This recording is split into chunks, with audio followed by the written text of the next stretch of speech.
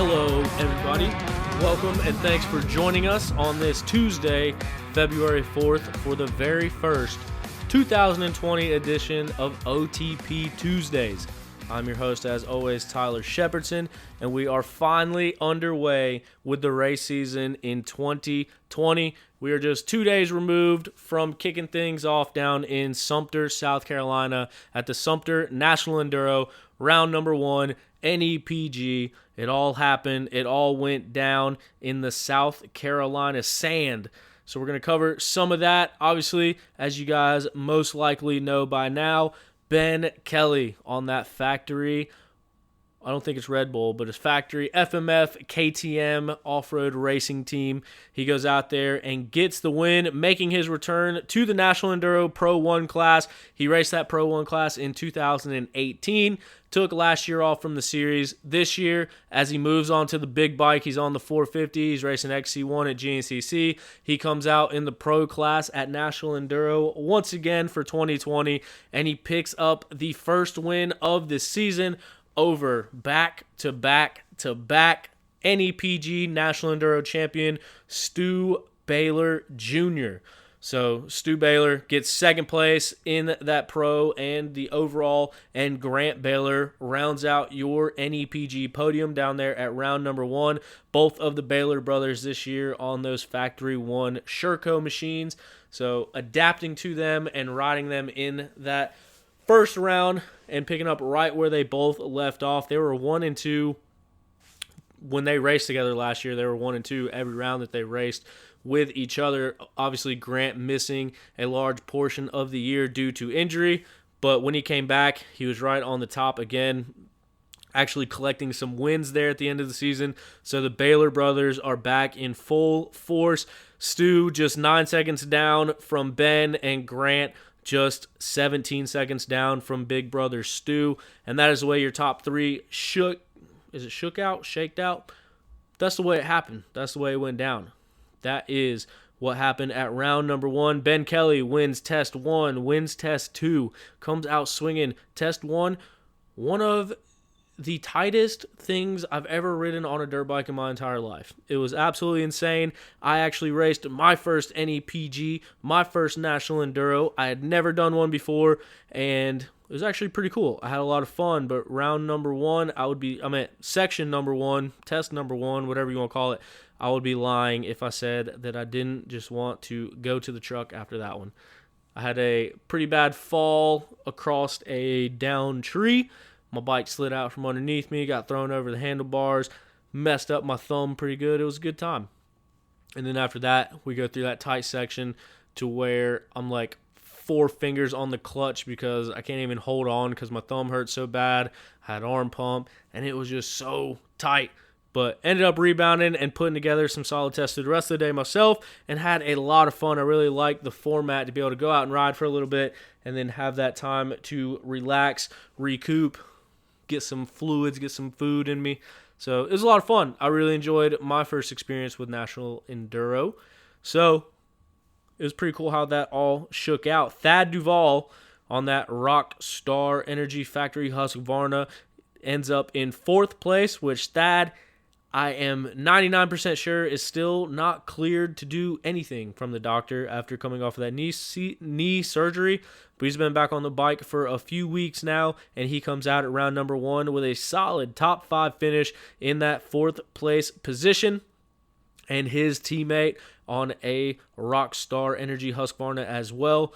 Good friend of the podcast, Tebow, Trevor Bollinger, the Burke County Intimidator, rounds out your top 5 at round number 1. So, as mentioned, Ben took test 1 and test 2 wins. Stu Baylor wins test 3. Grant Baylor wins test 4. Stu Baylor wins test 5. And they go into the final test, those 3 riders, separated by less than 5 seconds overall. Stu was just a little bit ahead of Ben, who was just a little bit ahead of Grant. So they went into the final test knowing that it came down to the sixth and final test of the day to determine who was going to take over that overall. They all three put their heads down and charged, but it was Ben Kelley taking the final test win of the day, taking the number one spot when it counted, which put him in the overall lead for the weekend, the day, the round. He takes the win. Moving down to our Pro 2 class, we can finally officially say that Jonathan Johnson, North Carolina's own, is coming into his own on that Phoenix Racing Honda.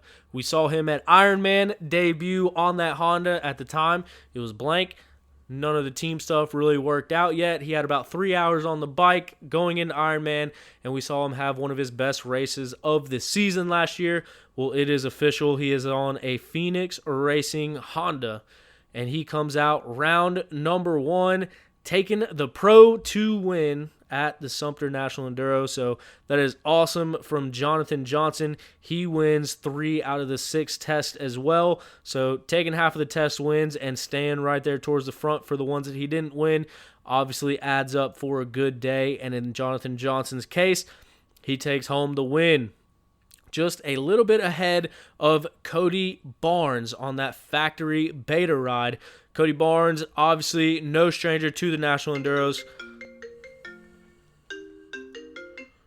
Sorry, that was my mother calling me. Now it's calling through again.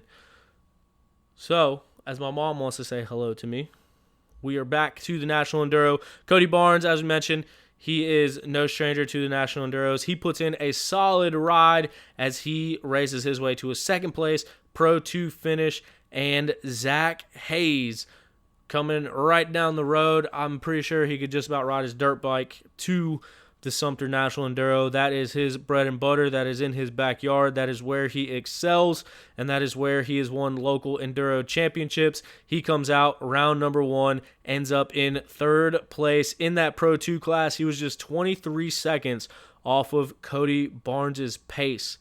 So those 3 Pro 2 riders, they end up the day in 10th, 11th, and 12th. So that's your Pro and Pro 2 class. But we're here to do more than just talk about results and to ignore phone calls from my mom. We are here to get some information. You can go through and read these same exact results that I'm reading down right now. You can see the times, but that doesn't tell the story, and that is why I am pumped to say that we are going to be joined by your Pro overall winner on the weekend, on the day.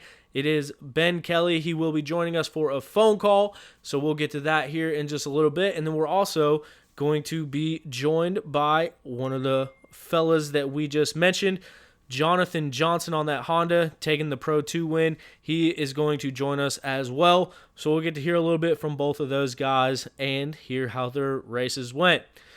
In other news, I want to let you guys know that we do have OTP shirts. I've talked about them for a long time. Well, they are finally here. They are finally in my possession. I'm looking at them right now. We got sizes small, medium, large, extra large, and extra large, 2XLs. So, if you want an OTP shirt, shoot me a message, get a hold of me. I think right now what we're going to do is $25 shipped. So if you want them shipped to you, I think it costs me like a little over $7 to get them shipped. But $25, we're going to get them shipped out to you. Or $20 at any race. I say pretty much any race. Most races around here. So if you're going to be at a race and you want it delivered to you, let me know. If I'm not going to be at that race, I most likely know someone going to be at that race, and hopefully we can get it lined up for you. So if you want an OTP shirt, let me know. Shoot me a message. Flag me down at a race. I want to say a big, huge, overwhelming thank you to everyone that has gotten a shirt so far. I still, half the time, can't believe people actually listen to this show, especially want to spend their hard-earned money on a t-shirt from OTP. So we do have quite a few people already have either OTP shirts in their hands or they have OTP shirts in the mail on the way to them.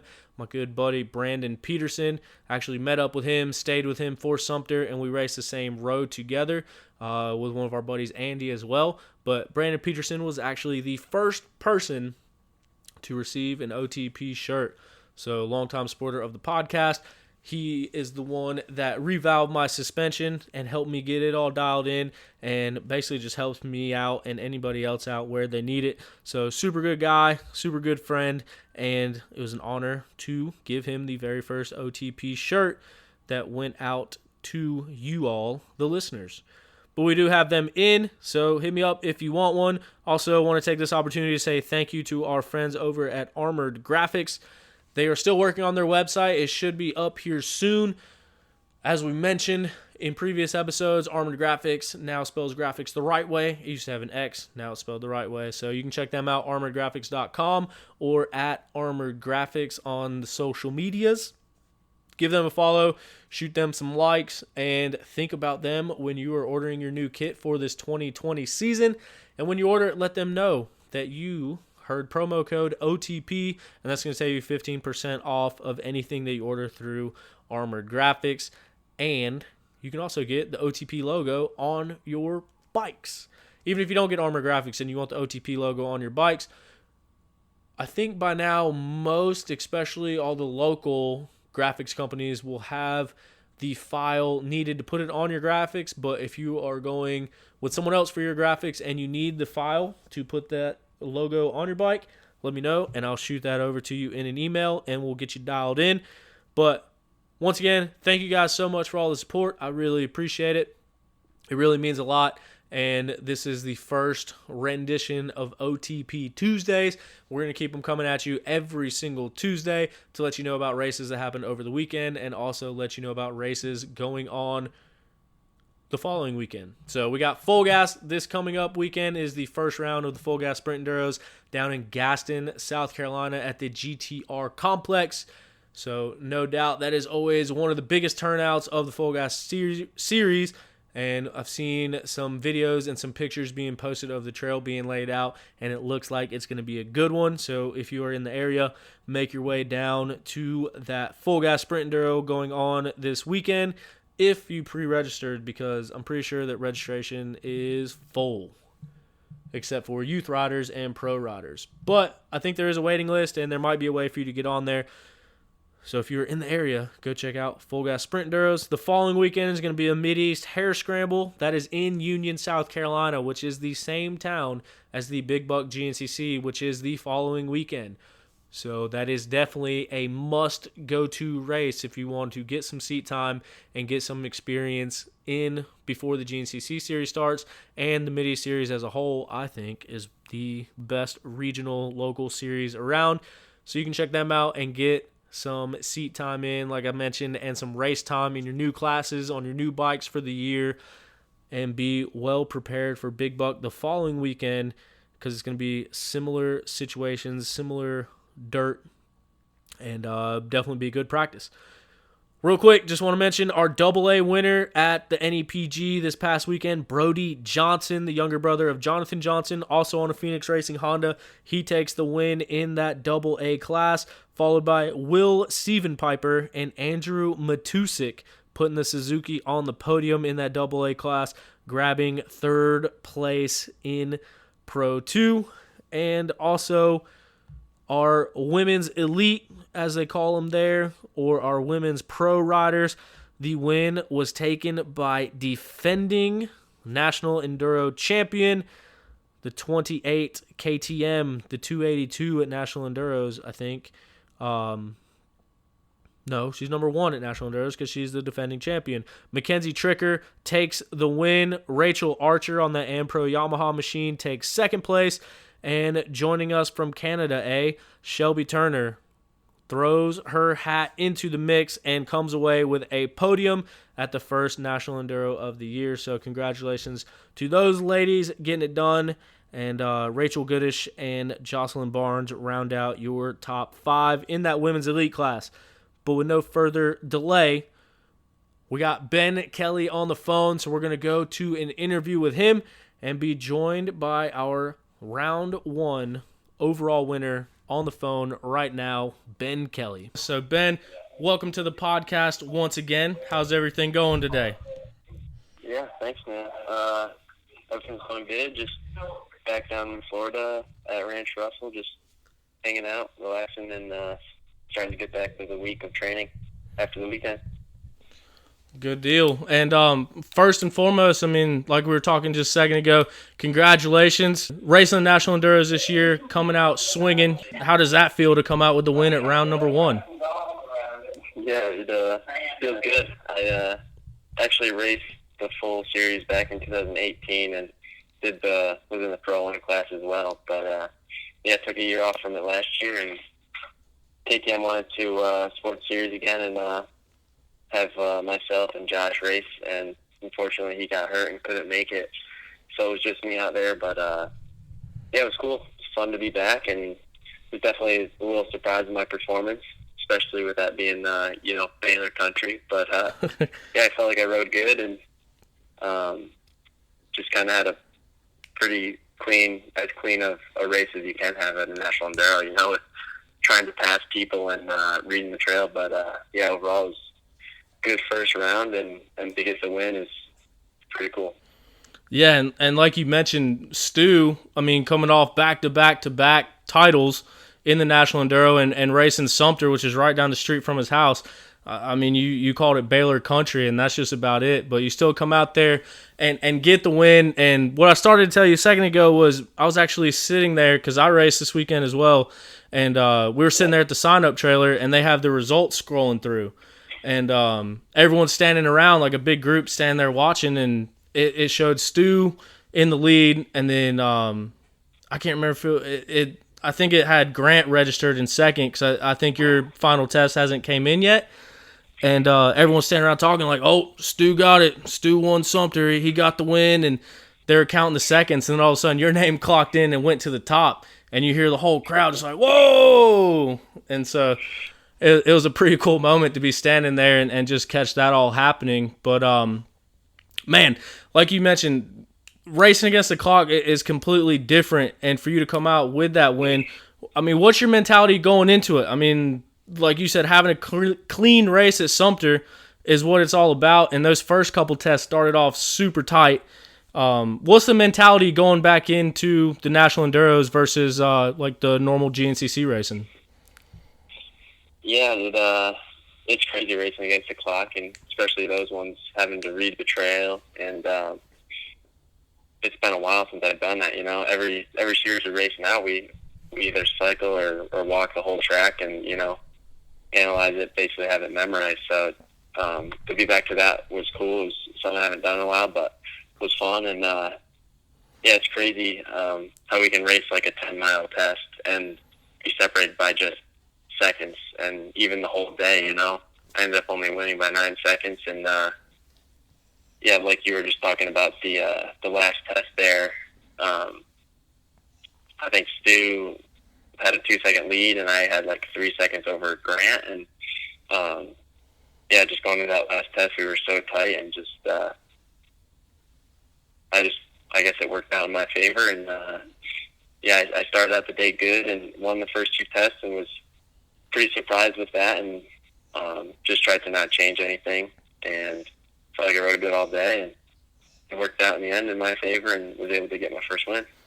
Yeah, for sure. And like you mentioned, winning test 1, 2, and then the 6th and final one when it counted, so taking half of the test wins through the day. But as you mentioned, from an amateur rider's perspective, getting the pro rider's perspective, in this case, your perspective, going out and getting the overall, since you don't get to walk the trail and you don't know what's around every corner and you're kind of judging it on the fly, do you approach the race any differently that way, or are you still charging as hard as you can just like you would any other race? No, I'm still charging as hard as I can.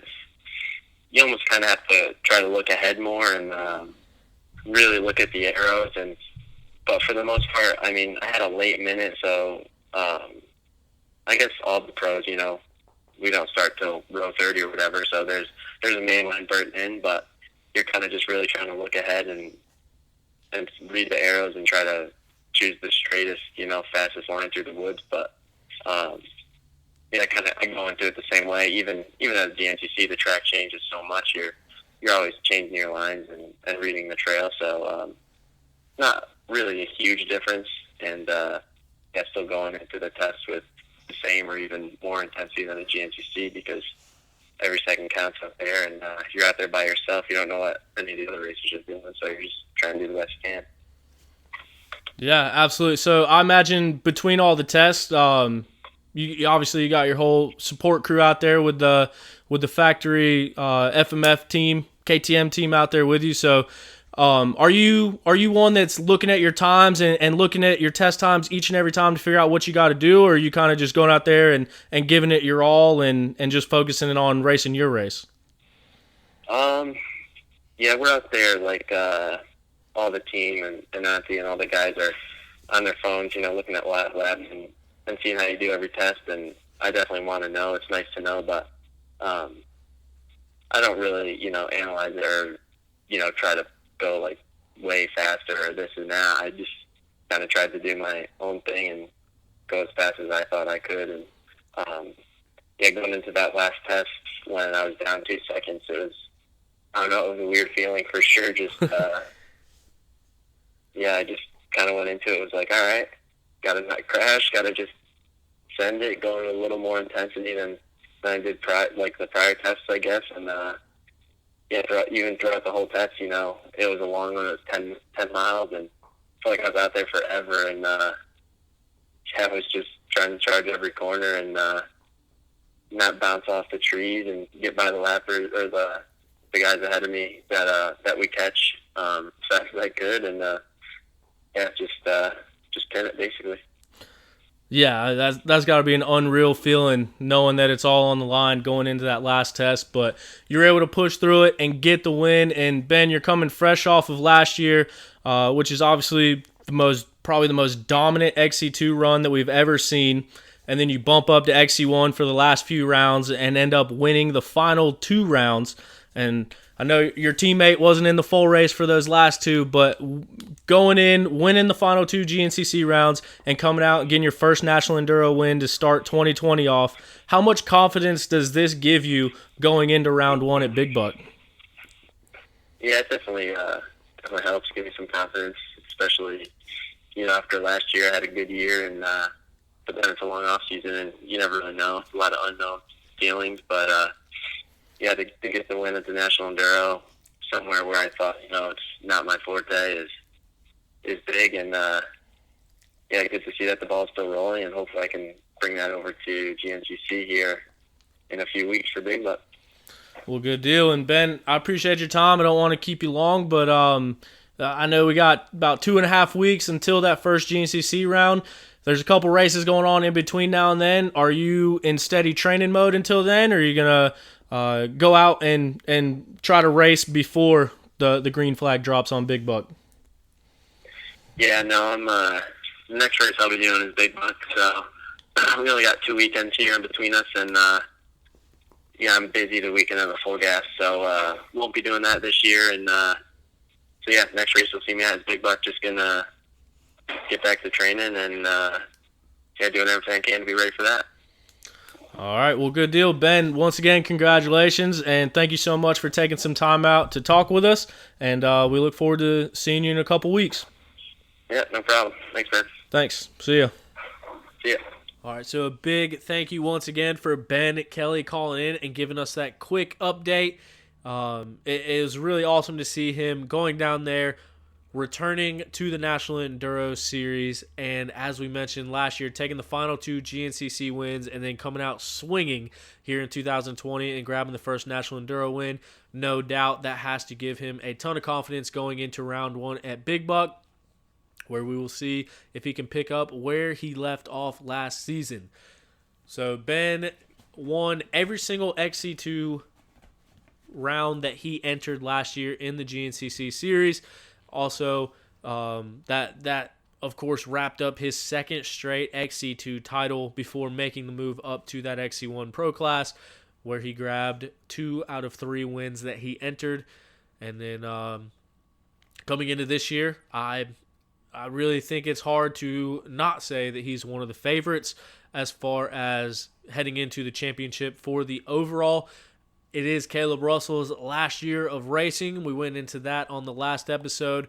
So this is really a year that can sway many different ways. Thad's knee, we don't know how that's going to do, but Thad is always one of those guys that's right there at the top. Stu Baylor, Grant Baylor, they're on different bikes this year. We'll see if they are going to be able to put down runs like we know that they're capable of. They are definitely in the mix for taking home that championship. Josh Strang, former champion, he's in the field on that Kawasaki. Jordan Ashburn, we saw him come out last year at the Mason-Dixon and lead, I'd say, 7/8 of that race. So we know he's got the speed. He's definitely a contender in there. Ricky Russell, as we mentioned, made the switch from the Yamaha over to the Coastal Racing Husky this year. He looks to be adapting to that bike fairly well. He got 6th place at the Enduro this past weekend, so I expect to see some good things out of him this year once he gets acclimated to that bike. And Josh Toth, as Ben mentioned, got hurt. He is injured. He re-broke the leg that he broke last year and also bent the rod that they put in it for the break last year, so he will be missing quite some time as he recovers from that. Ben Kelley, obviously, with 2 wins already in that XC1 class before he even makes his first full year in XC1, obviously is one to be looking at, but it is the 7th time in a row the most winning, or the winningest rider in GNCC history, Caleb Russell. He's going to be coming out looking to defend that championship in his last year in the XC1 class in GNCC, and he's got a whole group of guys behind him hungry and trying to take that number 1 plate from him. That being said, if Caleb Russell does manage to wrap up the championship and sails off into a sunset with 8 in a row, it will be the first time in a long time that 2021 we could have no number 1 plate in the XC1 class. So obviously when Caleb goes away, he'll take that number 1 plate with him, and I'm sure that any one of these guys that we mentioned, any one of these guys lining up in that XC1 Pro line wants to be the one holding that number 1 plate going into the 2021 season, and it's going to be exciting to see how that all pans out for the GNCCs. Also, same exact thing with the Sprint Enduros. Caleb Russell last year was the first person to repeat as the overall champion, so he will be heading in with the number 1 plate.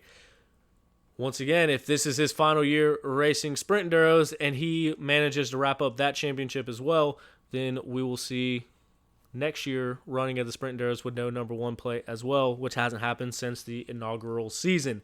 So a lot of different things going on, a lot of different things to look out for this year, and I think it's going to be an exciting year of racing. But with that being said, let's go ahead and jump to the phone line with our Sumter National Enduro Pro 2 winner on the Phoenix Racing Honda. We'll go to the phone line now with Jonathan Johnson. Jonathan, how's it going today, man? Pretty good. Yourself? Oh, not too bad. Sitting here going over stuff. Obviously, coming off of a Pro 2 win 2 days ago, how does it feel to be out at the National Enduros and to start the season off with a win? It's awesome. You know, we put a lot of hard work in this off season. Me, myself, my brother, and Jacob Fetty and Trevor Bollinger. You know, we worked really hard this off season, and it seems to be paying off. Yeah, man. I mean, I can certainly tell. We talked a little bit at Ironman last year. Obviously, your first race on the Honda. I think at the time you had about 3 hours on the bike and went out there and had one of your best races of the season. Talk a little bit about the new bike and about your new team going into 2020. Oh, yeah, you know, I adapted to the bike really well. It was really good, you know, getting that 3rd place finish there at Ironman really boosted the confidence coming into this year, and just, you know, put our heads down in the off season, and we been training hard and got the bike working really well. So it's been good. Good deal. And now we can officially say that you're with that Phoenix Racing Honda team. I don't have to take down post when I say it anymore. Yeah, for sure. You know, Phoenix and has been helping us out, and David Eller. It's been a real good opportunity, I think, for me and my brother Brody. So we're gonna take it and see how we do this year. Well, good deal, man. I'm pumped for you, and Brody as well. We talked about him earlier on the show. He got the AA win this weekend as well. So I'm sure you guys have a happy household heading home. But we talked to Ben Kelley a little bit earlier. He obviously comes out, gets the pro overall win. You come out, get the Pro 2 win. Both of you guys had half of the class wins throughout the day.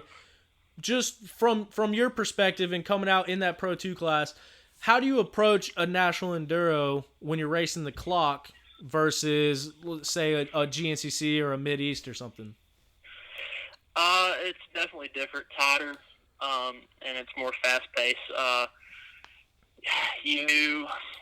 I don't know, it's my first one, last year, the Alabama one, and I kind of did a few tests different here and there, just trying to push here, and just took each test different, and I figured out, you just got to go wide open the whole day.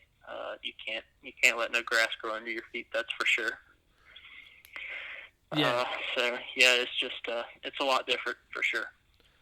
Yeah, I learned that myself racing this weekend as well, which actually coming back from the last test, you rode up behind me, and that was pretty cool, and glad to hear you got the win there. But as far as this season, are you planning on racing the wrestling national enduros, or what's your focus in 2020? To be honest, I'm not really sure. I'd like to do the national enduros, but right now I'm not 100% sure. Gotcha. Well, if you do decide to do them, I think it'd probably be a good idea. You come out and get the win at round one. It's a stacked Pro 2 class, and you were able to go out there and put yourself in front of Cody Barnes and take home that first win. How much confidence does that give you going into GNCC? Does that boost the confidence going into round number one at Big Buck, or are you just kind of keeping those things separate since, like you said, it is such a different racing style?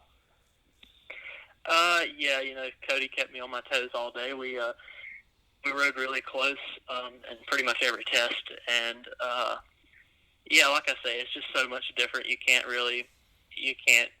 judge it. I don't think that's short sprints and really tight, and the GNCC is just a whole other ball game.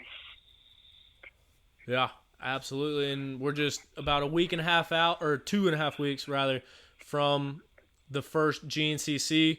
We got a couple races going on before then. Are you planning on racing either full gas or Mid-East, or will the next time we see you be on the second line out at Big Buck? I'll definitely be at the Mid-East. We'll be there.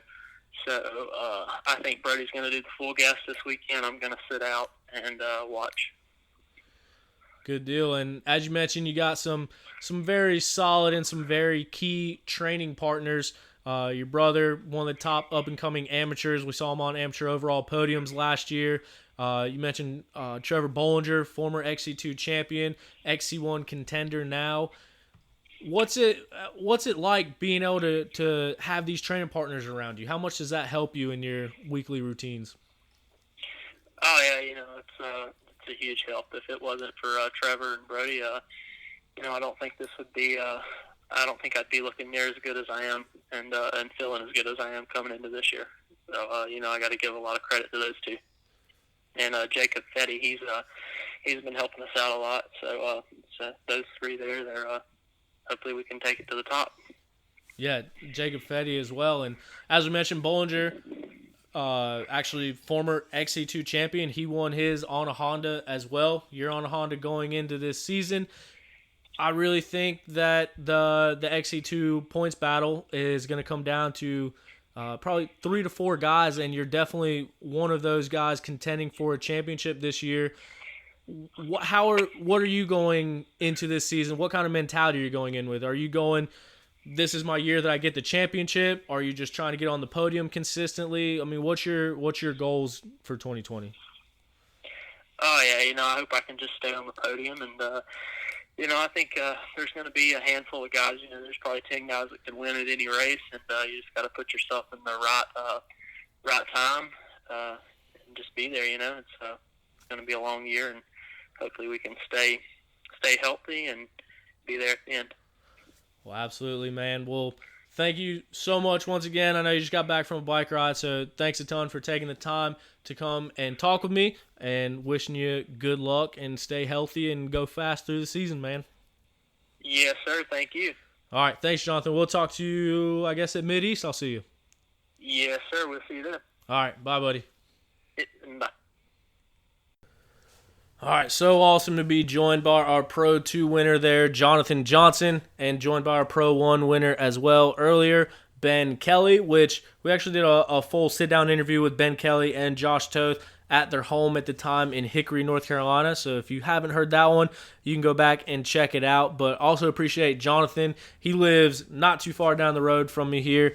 So very thankful and very cool of him to jump on here as well. And super pumped to see him taking home that Pro 2 win. Jonathan is, like I mentioned, I think he's one of the top competitors in the XC2 class or the Pro 2 class, depending on what series you're at going into this year. Super fast. As we mentioned, his training partners, Fetty's up there helping him, Trevor Bollinger and his little brother, Brody Johnson. Both of those guys are hauling the mail. They both raced the Mid-East, or all three of them, rather. Bollinger and Brody and Jonathan all raced Mid-East. They all race the pro class and push each other there. And obviously, every Sunday, they are riding somewhere and helping push each other to become faster, and they are certainly showing that to themselves and the rest of the world. So awesome to get a little bit of insight from both of those riders. We're going to try to keep interviews like this coming each week to keep things changed up and to keep more stuff, more action, more stories, more inside scoop coming at you. So can't be more thankful for those two riders, and hopefully we'll have some more on OTP Tuesday next week. But I want to say a big thank you to everyone that tuned in and listened to this episode. This is the first of many, as we mentioned, every single Tuesday night going throughout the season. We will be bringing you results and looking forward to the new weekend here on OTP Tuesdays. In the meantime, if you want to get yourself an On the Pipe shirt, let me know, shoot me a message, flag me down at a race, give me a call, shoot me a text, send me a homing pigeon, whatever you want to do, however you want to get in touch with me. I don't know how to read Morse code. If that's how you communicate, I'll try to study it up and we'll try to figure it out. And you can send me spotlight signals or put the Batman logo in the sky, and I'll find a way I'll get my dog to bring you a shirt. So however you like to communicate, we're going to make it happen. If you are so inclined that you would like to support On the Pipe podcast, I will do whatever I need to do to make sure that I get a shirt to you or a sticker, or just shake your hand and say thank you, because if you are listening to this, I am truly appreciative of that, and hopefully we can all grow together. And by we, I mean the whole sport of off-road racing, trying to bring more coverage and more insight and more attention to every single rider that lines up and goes as fast as they can through the trees, because it takes a lot goes into it, and I think this is a very, very skilled group of athletes, and you guys deserve all the spotlights on us, on you, and this sport as a whole. So thank you guys all for listening. If you enjoyed the show, let a friend know, tell them to download On the Pipe podcast. If you didn't like it, maybe just don't mention it to anybody, you know what I mean? Like, we don't need negative stuff going out. But thank you once again for listening. Really do appreciate it. Go check out Armored Graphics, ride some Kenda tires, and support your local businesses, your brick and mortar shops. They're closing down left and right, and it's because everyone's buying dirt bike parts off of Amazon and everywhere else. So support your local business, or else there won't be any left, and support the people that support you and our riding and our sport and our industry. As always, thanks again, and we will see you next week.